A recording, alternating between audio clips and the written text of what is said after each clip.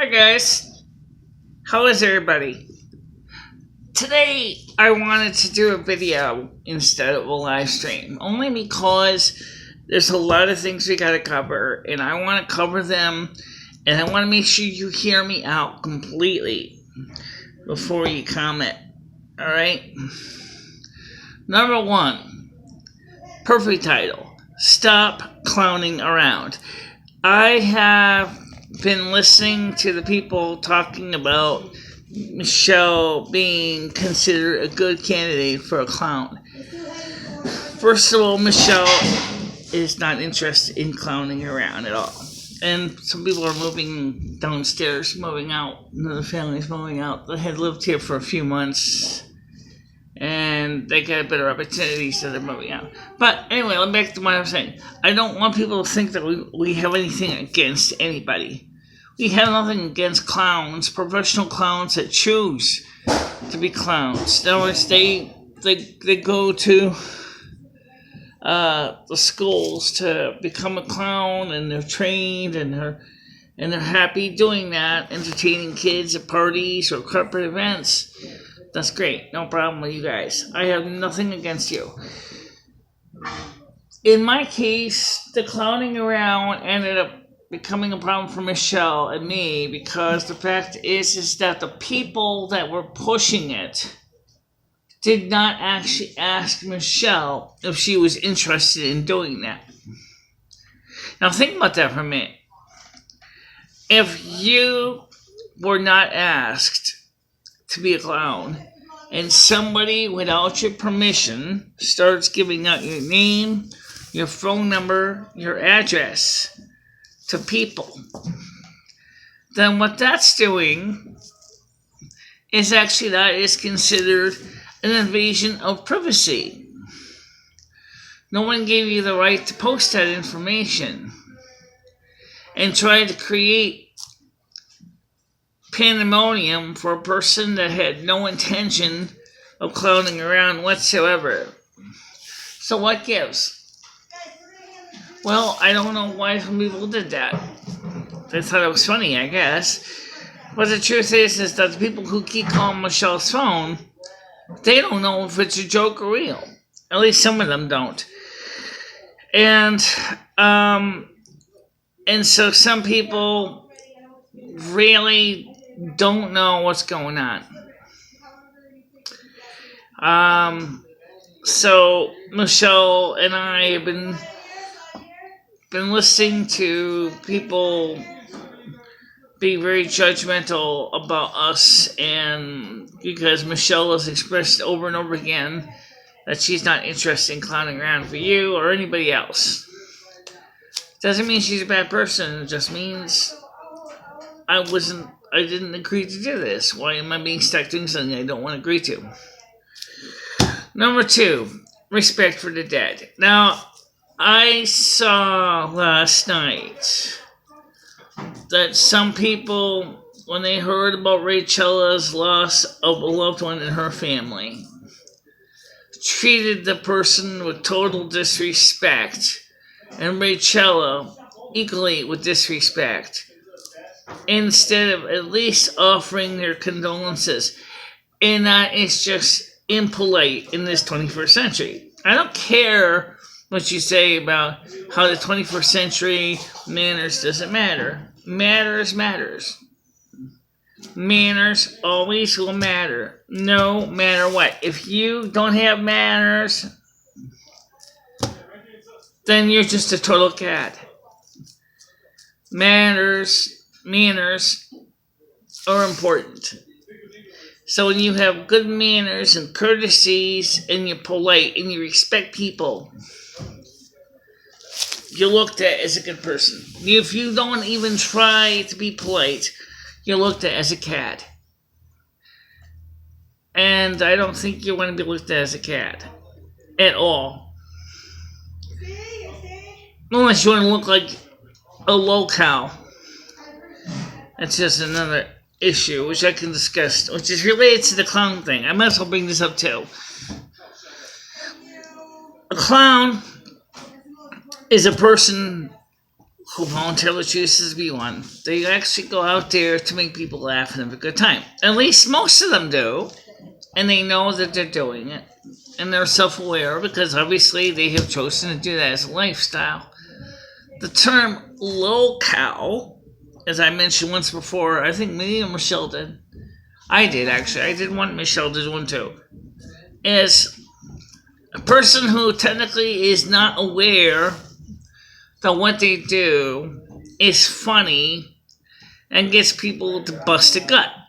Or rib, for that matter.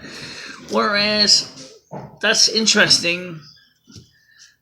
But as I said, that person does not know that they're funny. They may be trying to be very serious, and yet, because of a lack of understanding of what they're doing, people find them funny, but they can't get why they're laughing at them. Okay? And since the difference between a clown and a low-cal is one is aware that they are meaning to be a comic relief, and the other one is a comic relief without trying to be a comic relief. If that makes any sense. It's just weird, and it doesn't make a lot of sense. I can't explain it any better than that.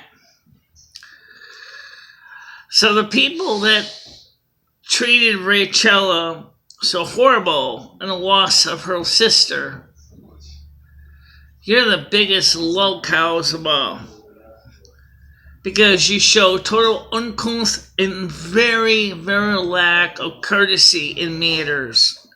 You have no manners, you have no respect for anybody's loss in their family. That makes you worse than a low-cal. That makes you a cat. And I don't think you understand how bad that makes you look.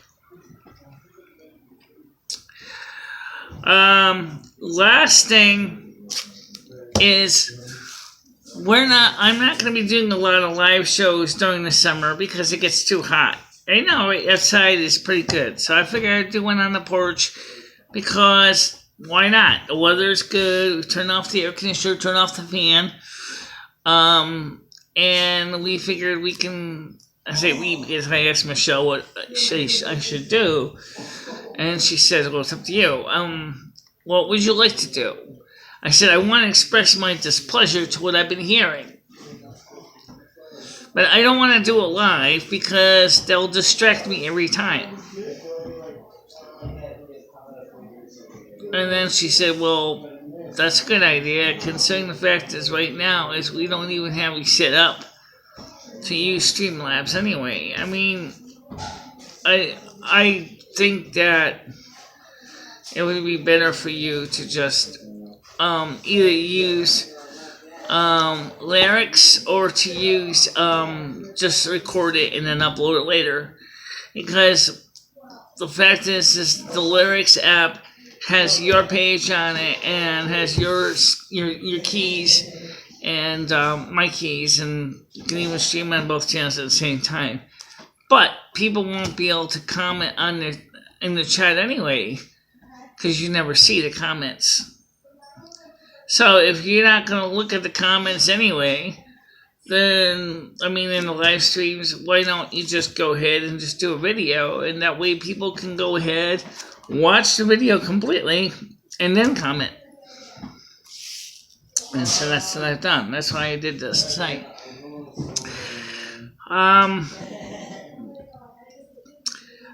I know people are aware what YouTube is doing to content creators. It's not just the administration doing it. It's so many other people on YouTube doing it too. Michelle's talked about the administration, and we already know where she stands on that. But what about the users? Now, on users on YouTube, there's two kinds. Maybe more than two. Well, I'll just say two for now. Number one, the first user is a man or woman boy or girl, that comes into YouTube, wants to come in for a little bit of entertainment, maybe learn something new, is what you call a passive viewer. They're not really much into interaction, but they just like to watch channels, like Michelle sometimes does. Sometimes she watches channels and then she falls asleep watching a video. Almost just like people fall asleep watching TV, like her father. Okay? Then you have another group of people, the interactors. And we can subdivide those two groups, okay? The interactive people are the ones that follow the videos, comment on the videos, interact with the content creators. Now the divisions, good and bad. The good ones want to see the creators to continue to do very well. They ask content creators legitimate things and encourage the content creators to continue to make new content. The bad ones, well, we know what they are. They're not aiming out to help the content creator to feel good about themselves to release better content. They wanted to see the content creator pack it in and leave. But the content creator isn't necessarily going to do that, because the content creator realizes that he has some of the first group and the other group of participants who like their content. As long as the content creator feels that they're reaching out to those who want to see the videos, they're going to continue to do the videos. I have seen on several YouTube channels, because of the actions of the later group of the troublemakers, the content creators have disabled comments, which means that people that want to interact in a positive way with the content creator cannot interact, because those people have no way to reach the content creator. I've also seen to the point where some content creators will also disable the interactive live comments in a live stream. In other words, just like old TV, I'm going to stream at a certain time of day, and you're going to watch me passively while you're sitting in your easy chair. Me and Michelle have both agreed that that's not the way to go. We want to try to interact with the good people. And that's one of the reasons why we want to continue to talk to you. But given the fact that the bad people in the last few months, actually longer than that, but we'll just say last few months, have been trying to discredit Michelle so badly, Michelle doesn't know what she's supposed to do. My channel is basically a lot smaller than Michelle's, and so my channel, I can kind of get around it a little bit. I'm not so much worried about the AdSense or the YPP stuff, because I'm way below the 1,000 subs. And it's not worth it for me. But Michelle's channel, however, is pretty close to halfway there to 1,000 subs. And prior to the YouTube administration's boneheaded decision of taking away the YPP from the good channels in good standing, even though they had less than 1,000 sub and less than 240,000 viewer minutes, as Michelle pointed out and talked about that a lot. Well, we can't change that. Citizen Wajiki, unless she gets her head out of her warm anal orifice, is not going to change that.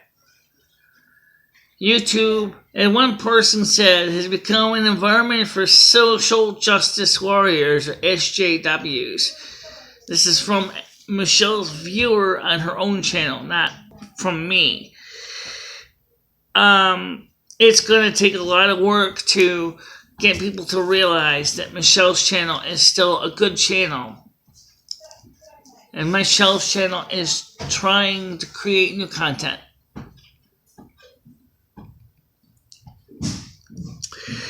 So, as far as my live streams, right now until the summer heat comes down, maybe in September or October, we're going to start doing them on a more regular basis. But for now, I'll just do the videos and then you can watch the videos. And I will allow you to comment on the videos. I will read the comments. It doesn't mean I'm going to always respond, but I will read them. Likewise, I ask only one thing from you. Be excellent to one another. And that means, just like it sounds like, understand that this content is being put together because we love doing it. Michelle and I have some projects coming up in a few months' time. Subject to availability of funds. We already discussed that before Michelle's channel, or Michelle did. But as soon as the money becomes available, when the rent is rebate, then we can start working on our projects. Until that time, we're just going to have to hang on for dear life and see if we can make some good, successful progress. But for now, I want you to have a good day. Stay out of trouble.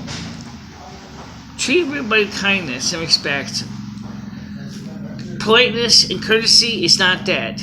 It's still valid in the 21st century. And let you know that I still care about you. Yes, you, the content creator, is just as concerned about the content consumer as we are about anything else. Because you are the reason we exist. You are the reason that we put the content out. And until that time, until we meet again, stay out of trouble. Don't do anything dumb. Bye-bye.